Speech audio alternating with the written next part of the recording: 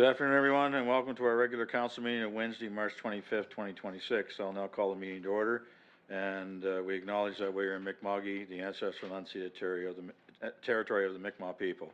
And before I go any further on the agenda, I'd ask all of you to join me in a moment of silence in honor of Roger McIsaac, longtime friend and employee of both the municipality of Cumberland and the town of Amherst, who passed away in the last few days. So.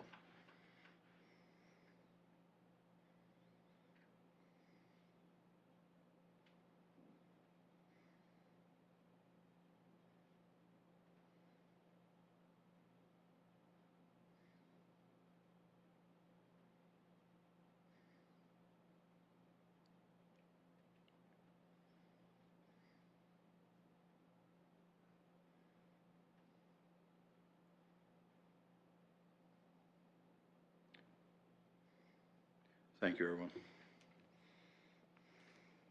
2.1, approval of the agenda. The recommended motion is that the agenda be approved as presented. I will note that there is an addition to the agenda under 6.4, which will be the FCM resolution. If you want to add that to your thing. Mr. McCracken, do we have anything else to add to that? No. Anyone else have anything to add to the agenda for today? Good. I'll ask for a mover so that the agenda be approved as amended. Moved by Councilor Telling, seconded by Councilor Fromm. All those in favor of the motion signify by saying aye. Aye. Thank you very much. Motion is carried. 2.2, as per the Municipal Conflict of Interest Act, notify that members are required to declare a conflict of interest prior to any discussion on the matter. 2.3, approval of the minutes of the February 25th, 2026 regular council meeting be approved. This the recommended motion. Moved by Councilor Strong, seconded by Councilor Lockhart. All those in favor of the motion signify by saying aye. Thank you very much. Motion is carried. 2.4, business arising, and it is included and will be reviewed by Mr. McCracken. Go ahead, sir. And what page is it on? It can be found on page 8 of your package. Thank you, Worship. We'll cover the action list from previous meeting, February 25th. Pleased to report that 3 items are complete, with one, I think, ongoing or outstanding item, which reference the posting, distributing the amended terms of reference, making sure that's on our website. I know we've begun advertising for that committee currently, so we're excited about that. In terms of ongoing action lists, a few things are still in progress. Swan Creek Protected Wilderness Area, that's still in communication with the province, still waiting on that. The execution of the necessary documentation for the sale of lands of Amherst Point to Environment and Climate Change Canada be managed as part of the Schenectady National Wildlife Area. That also is in progress unless there's any updates, Director Boone. Yes, Your Worship. The documentation for the purchase and sale has been signed and returned to the federal contacts, and I'm holding the deed that was executed by yourself, Your Worship, and the CAO in trust until I receive the purchase agreement back. And I checked on it yesterday, and they were still sorting it through their process. So looking to still try to close that off before the end of the fiscal year. Thank you. Thank you very much. And the last thing in progress or outstanding is executing the necessary documentation for the sale of a portion of the pit off Lambs Hill Road to Mr. Meekins. Any progress on that, Director Boone? Go ahead, Mr. Boone. Your Worship, as an update, I have been in contact with the solicitors for Mr. Meekins, and I'm just waiting for some additional documentation back from them. I did have a phone call from Mr. Meekins today. I have not been able to connect with them. There may be an adjustment to the survey plan, which I had noted to the solicitors on both sides. So it's just actioning what I've requested. So looking to clean that one up as quick as we can, and hopefully we'll have it off the list next council meeting. Thank you very much. That's it. That's it. Any questions on this report? Seeing none, we'll move along. 2.5 or 2.4, business arising. Oh, sorry, 2.5, public hearings. There are none scheduled for today. And strategic priority issues, there are no issues scheduled for today. Organizational items, there are no major organizational items for today either. Sounds like it's going to be an easy day until we get to this next one. 5.1, organizational policy of bylaw items. Second reading, the bylaw to amend the LUB 2601 to rezone PID 25244914, 150 Junction Road, Spring Hill. Mr. Boone, you have the floor. Go ahead, sir. Thank you, Worship. I'm not sure that was a shot or not, but I will remind you I grew up in Cape Breton. So one of two things, we do have a sense of humor, and the other thing I think you know, so. Wait a minute, which one is this? Yes, sorry, yes, before we go, hold the fort. I'm gonna move to the gallery and declare conflict on this item, please. I would. Thank you, Peter. I mentioned to you the other day, remind me of that. Good job.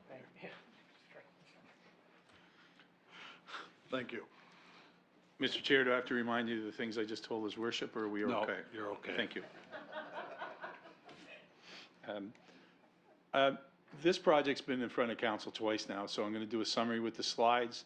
Happy to answer any questions, but as we know with the planning process, this is the final stage that council will see and deal with. So subject property on Junction Road, it's the former NSLC site. We do have commercial driveway approval or discussions that were with our Director of Public Works. At the time they go to install the actual driveway, they will get the proper authorization from our director and his team. Water and sewer services are available on this site. And if you remember the project, initially there's no office or no staff on site, so they're not required to have water and sewer or a washroom, and if they do, they'll have to meet the building code to add that, as well as they would get the proper approvals through our Director of Public Works and his team. This location, if you can see the upper left on the site, that's the Benjamin building, and this site just to the lower section is outlined in red, and the reason we're looking at doing this rezoning is that the current zone is is mixed use, and in order to do self-storage, you would need to be a commercial zone. In specific, this is the general commercial zone we felt was the best, Mr. Chair, that would work on this for the self-storage facilities. Site plan, I reviewed in more details at the public hearing, but initially, you can see on that site plan, this is proportion, but not to scale. There is more room to do more buildings in the future. I think they're just doing a proof of concept here first. There's limited storage and warehousing that you can rent in the community, so I've always said this is a good project.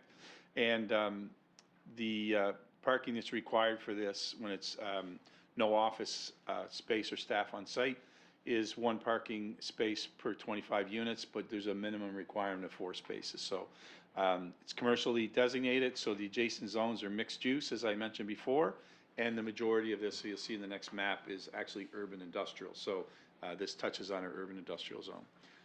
A few pictures just to give context. I think the area councilors know this well, as do other members of council, but it's on the main road coming into Spring Hill from the junction, and it would be part of the highway too. So a well-utilized road, but also a very well-established road for commercial traffic.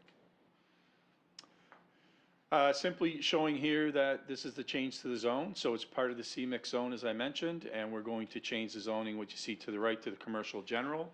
We did consider the use which is permitted in the industrial zone because it was immediately adjacent and behind, but we thought this was the best buffer between the industrial lands and the commercial, the commercial general was the best zone between this and the mixed-use zone, which could be a combination of housing and or commercial development with limitations. So, quick summary, community implications. This went through the due process. When we had the public hearing, it was duly advertised per the MGA. We still put an ad in the paper. We do a planning notice sign on the site. I thank Justin's crew for installing that because I couldn't get it driven into the ground in the frost. So they made sure it was put up, and we did get some calls on that sign, Mr. Chair, but no one of concern, just of interest to make sure they knew what was happening on the site. At the public hearing, there was no representations, and we did not receive any written comments, either through the clerk's office or through Kira and the planning team. No environmental concerns. Water and sewer I've already mentioned and highlighted, and should those washrooms be required, they'll go through the process at the development and building permit stage. Financial implications, nothing direct to the municipality, but any service connections in the future are the responsibility of the developer, As well, the construction of these buildings will then create new commercial tax assessment and thus tax revenue. And the recommendation and the motion is there, Mr. Chair. Should there be any questions, happy to answer them. Thank you, Director Boone. So we do have a recommended motion that council approve second reading of the bylaw to amend the land use bylaw 26-01 to rezone PID 25244914, 150 Junction Road, Spring Hill, from mixed use zone to general commercial zone. Can I have a motion for that? Councilor McCormick, second by Councilor Lockhart. Any questions? Seeing none, I'll call for the vote. All in favor? Aye. Any opposed? Motion carried. Thank you, Director Boone, and I'll ask Mayor Gilroy to come back and take a spot.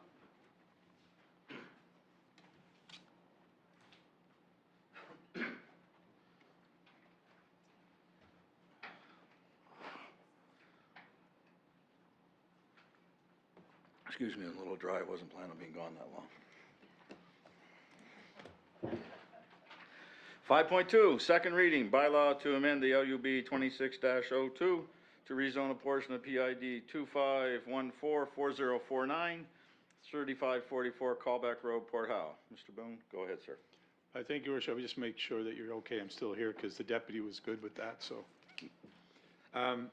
Again, this is a second reading, as I mentioned in the process with the previous file. It's a final step in the planning process, so council has seen this before. So I'll go through some information on it, and then I'd be happy to answer any questions, Your Worship. Perfect. And I'll keep my smart comments to myself. So this is a rezoning of only a portion of the property. So you see in the upper left, it's really looking to rezone and prepare for the use, which is a proposed campground on the areas that's already been cleared. But we also have put the zoning, and I'll show you on the zoning map a little later. We've had the zoning line go a little bit into the tree line, just so there's an area where they can maintain a buffer, should they do anything else with the lands in the future. So this is a portion of the land only. It's currently agricultural zone. There is some flood hazard zone that touches the property, but we're only looking at the agricultural zone land for the change. And the appropriate zone for campgrounds, whether RV parks or traditional campgrounds, is the commercial recreation zone, which is why we have brought that forward. This is just a little zoom in on a concept plan that the developer owner provided to us.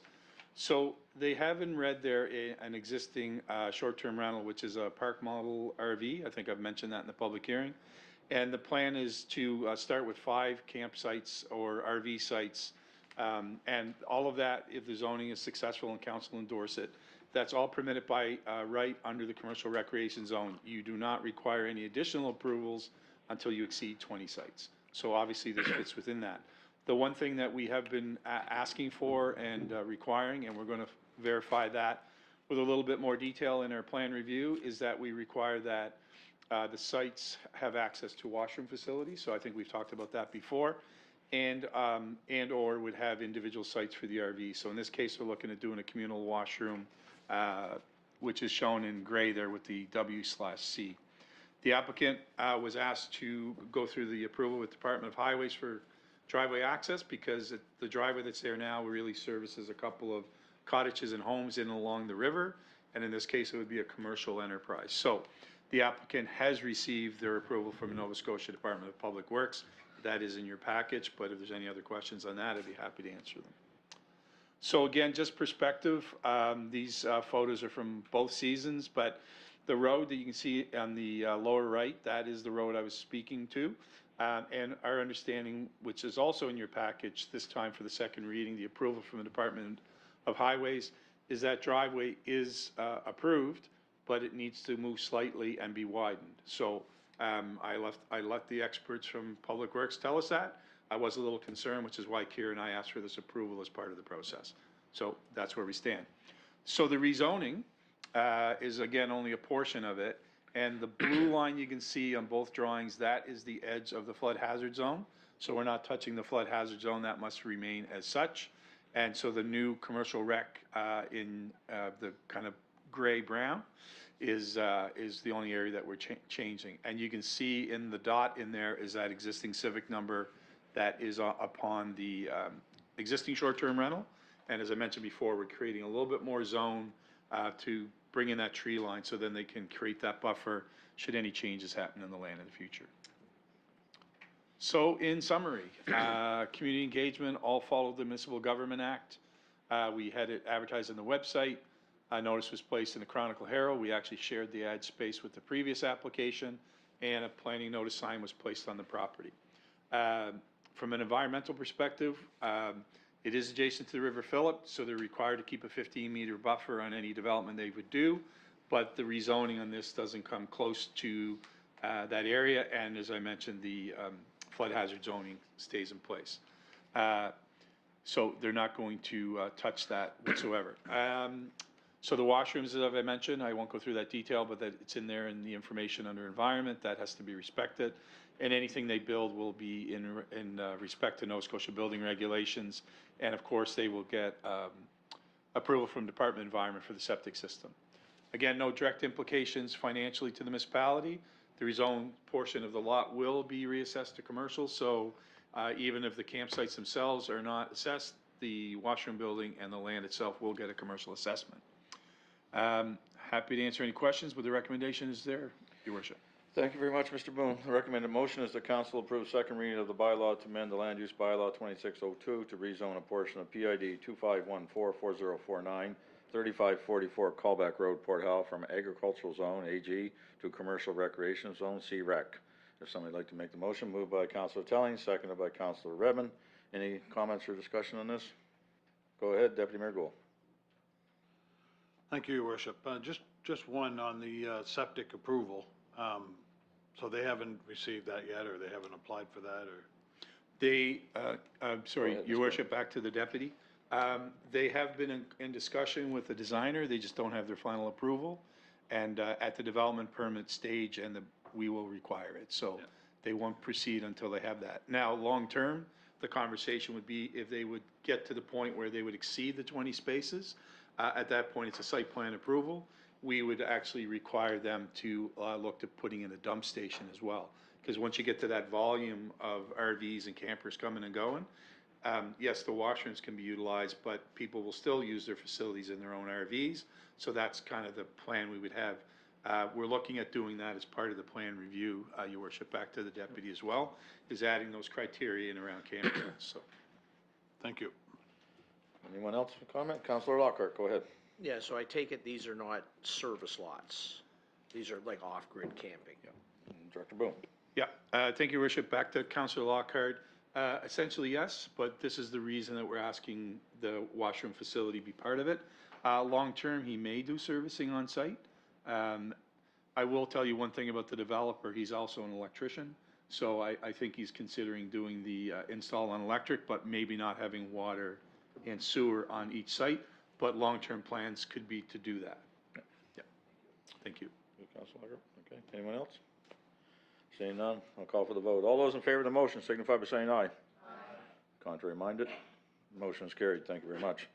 5.3, first reading, bylaw to amend the LUB 26-05 PID, there isn't one, 10260 Durham Street Pugwash. Mr. Boone. Thank you, Your Worship. I'm just changing gears here. I can give you the PID off the information package. It's not on the... It is on the thing. presentation, but it should be in the motion, but we'll make sure it's... It is.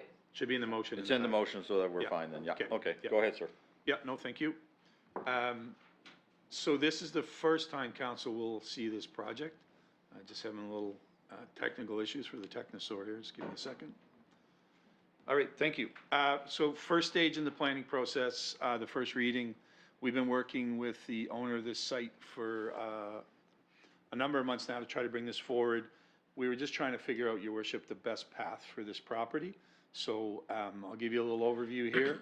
We can get a little deeper into this at the public hearing, but I'd like council to be informed at this stage prior to the public hearing, should you start to get questions, especially the area councilor. So this property, many know, was the former fire hall. It's been utilized by the Village Commission prior to its being sold to the private owner as a storage facility. It's probably not the nicest looking building in the village, so I think the opportunity to see it get some new life breathed into it is a great opportunity. So currently, it is zoned institutional because it was at one point the fire hall. As part of our original plan, back in 18 through 20, this is probably a parcel that should have been rezoned at the time to the adjacent commercial zone that we're going to propose here. So the proposed zone is commercial general, and the proposed use of the site is commercial, small commercial unit. You can see that in here in a moment. I'll show you on the schematic, and a short-term rental, or essentially a fixed roof overnight accommodation. Just some pictures to put a little in perspective, but the air photo in the middle is a little small, but most folks that may be watching that may not know this area, this is directly next to the co-op and the liquor store. It's on the main road through the village. It's certainly walkable for a lot of folks in the village, depending on what service may go in the commercial unit. So these are concepts. So the concept to the bottom right is what the developer envisions would happen with the property as they redevelop it. I think it's a well-conceived concept, and I think at the end of the day, it will be a vast improvement to the older building, which still has good bones, has a good roof, and is in good shape, but they're trying to breathe some new life into it. So the plan is on the lower level, on the left side on your screen, there would be a small commercial unit, but the rest of the building, including the majority of the base floor, would be used as part of the short-term rental residential component. So inside the residential component, there will be a parking space you can see in the lower left.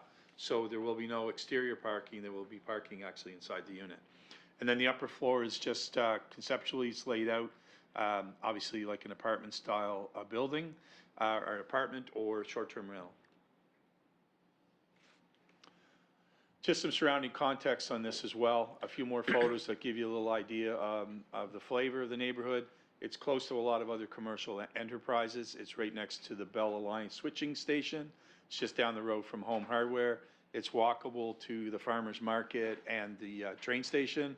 And literally across the street and up, as I mentioned before, is the I almost said Foodland, but the co-op and the liquor store, and you can see in the photo to the upper right, that is the convenience store. So good context for the neighborhood to make this change to the commercial zone. So the proposed zoning change, pretty straightforward. It's been kind of like an island sitting there as institutional zoning. It should kind of make its home with the commercial general. We did look at a commercial downtown zone for this, but it would have been a little odd. It would have been permitted by policy.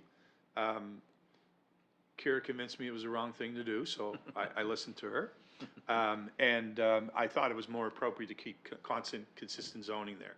And the reason I mention that is I'm going to talk about parking here momentarily. So the site itself has very limited parking because it was always just a fire hall, trucks going in, trucks going out.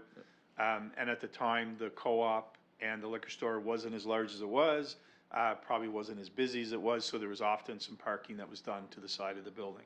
A little harder to do that nowadays, but you will see in your package, and I wanted to bring this up, I have had a conversation with Councillor Hotelling about it as well, is that the Village Commission in your package, you'll see there's a letter that the Village Commission has provided support to allow parking, which can happen off-site under this zone. They would allow parking if it's needed for the commercial building, and I say if it's needed, to be down at the train station site. The one thing that Kira and I discussed is that parking would not be specifically signed or reserved. And when you do these kind of off-site parking, as long as it's within a certain distance, which the train station property is that you do not require it to be specifically signed, and you don't need to worry whether that happens at peak time or not. So the parking, peak time would be the farmer's market, especially May to October. If there's no parking available on that site because it's being well utilized by the farmer's market, then any user at this building just has to find alternative parking. We are working with the developer because there is an opportunity to lay out some parking. We'll do that at the development permit stage. On the existing site, it would just be very limited, but based on the size of the commercial area, they would only actually require one parking spot. So community engagement, if council approves this, we'll schedule a public hearing following the requirements under the MJ with the notices. From an environmental perspective, there's no concerns at the time. The property is actually above the horizontal elevation, which is to do with the coastal elevation. It's already above that level, but it's an existing building as well.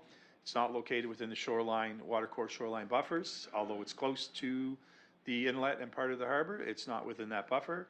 And the property is serviced by municipal sewer and water. So if they need any upgrades, they would have to do that through Public Works, and any connections that might have to change based on the potential use.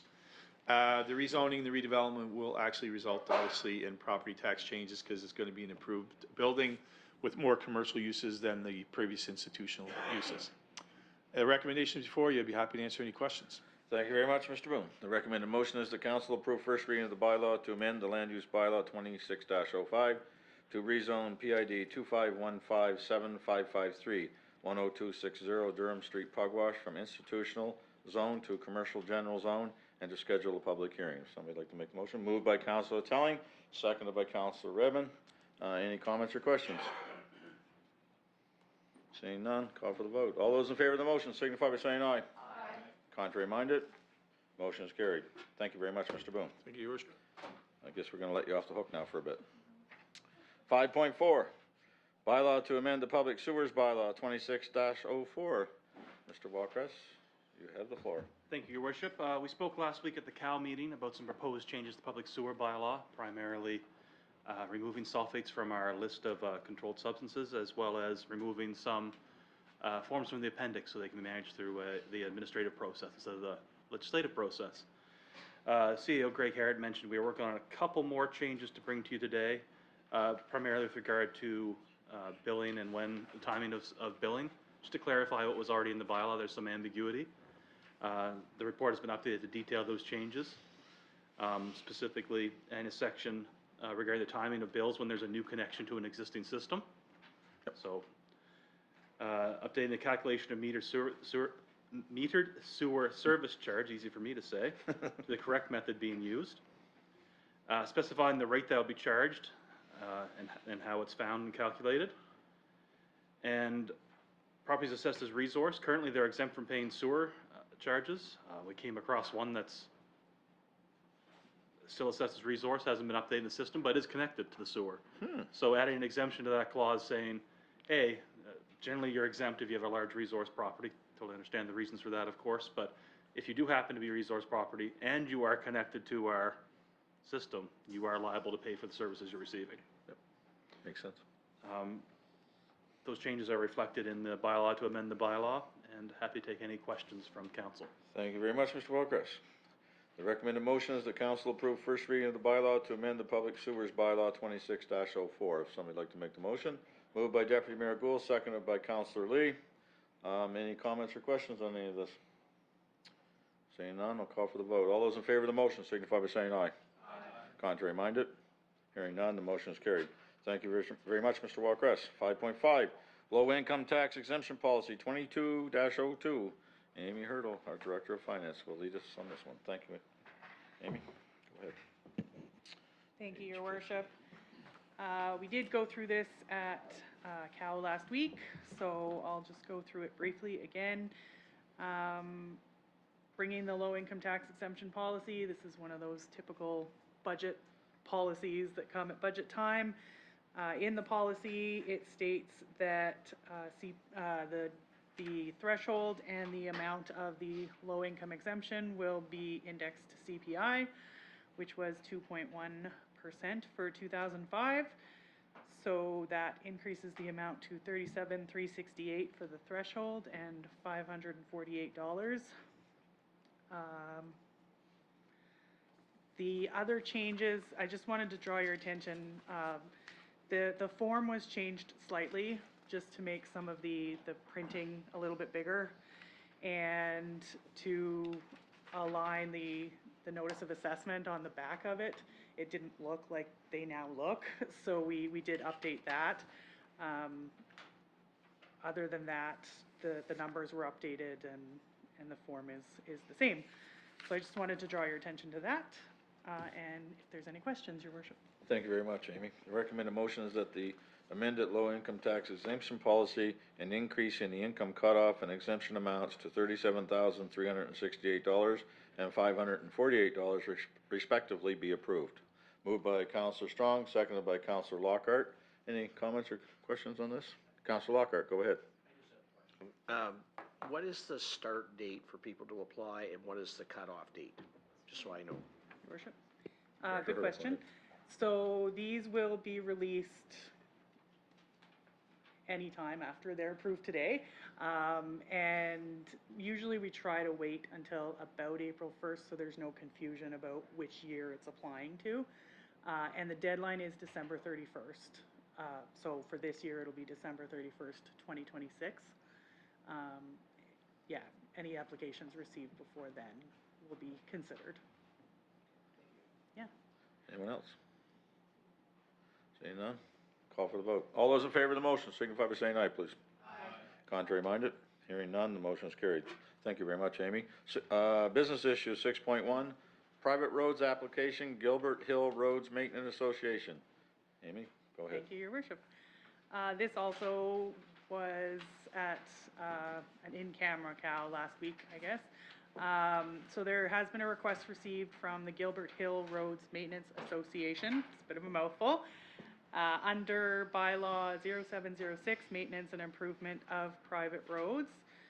The municipality received a signed petition with all the required documentation outlined in the bylaw.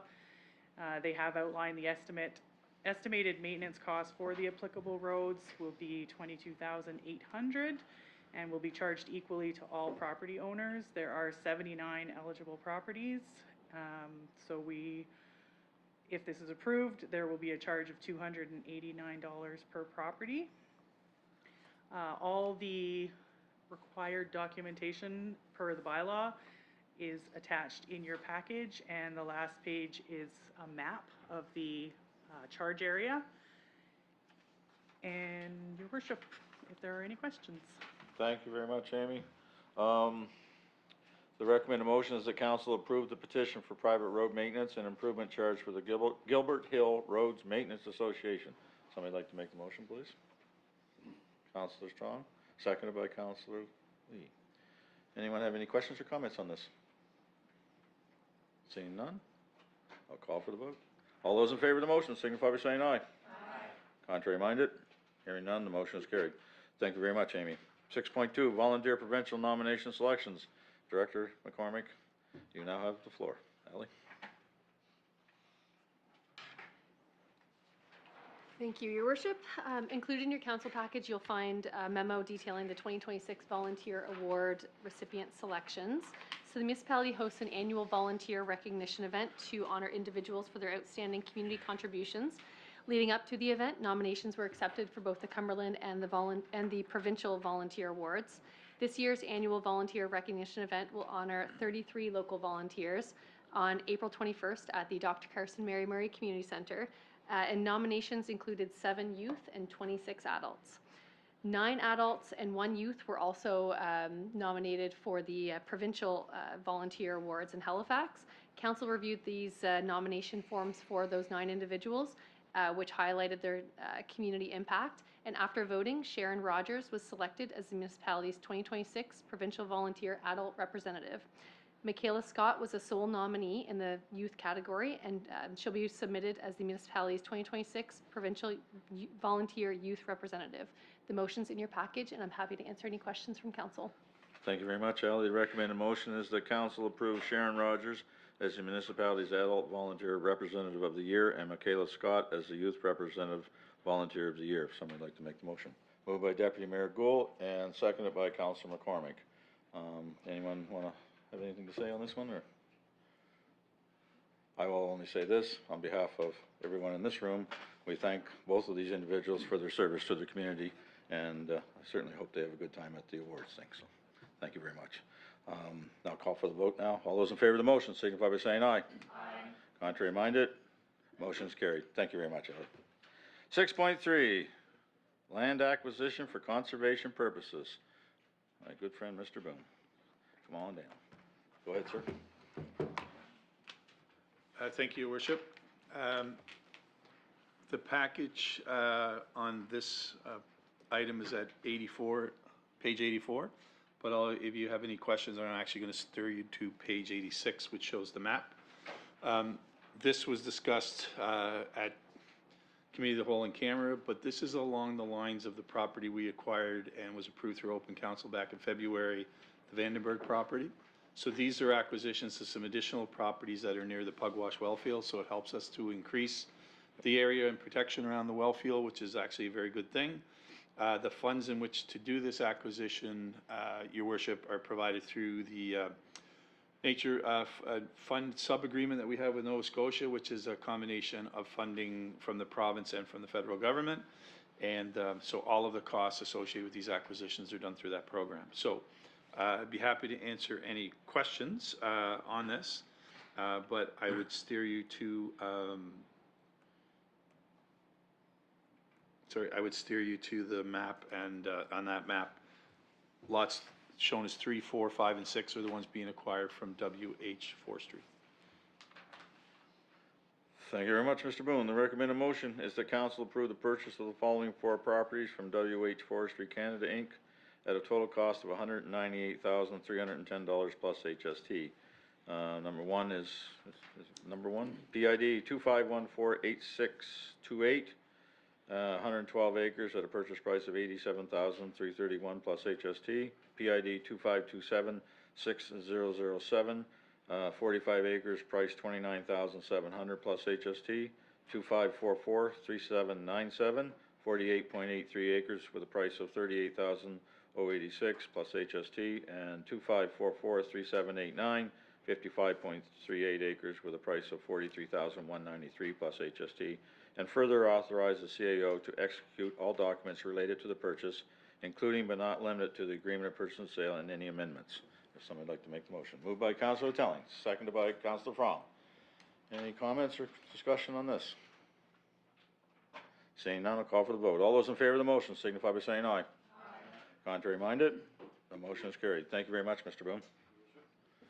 6.4, FCM resolution. We've had a discussion about this earlier today, and the resolution is that council endorse the joint emergent resolution as presented to the Federation of Canadian Municipalities advocating for the reversal of federal agricultural research center closures, and further that the CAO be authorized to submit the resolution to the April 23rd FCM Executive Committee meeting. Moved by Councilor Lee, seconded by Councilor Redmond. Any comments or discussion on this? Very good. All those in favor of the motion signify by saying aye. Aye. Contrary minded? Hearing none, the motion is carried unanimously. Thank you very much, folks. 7.1, information items, councilor recognition. 711, Councilor Gould, you have the floor. Thank you, Your Mayor Gould, I Worship. should say. Sorry. I'd just like to make knowledge of the fact that the provincial basketball championships just took place for all the high schools in the province, and wanted to recognize the River Hibbert senior boys. Came home with a bronze, lost a very close game in the semis to get at least a silver if they had have won that one, but it was a close game. Did very well at provincials, come home with the bronze, as well as the Spring Hill senior girls in Division III girls came home with a silver medal, and only behind another Cumberland County school, Oxford senior girls, who won the gold. So congratulations to all of them, and good to see their hard work paid off in the end. So thank you.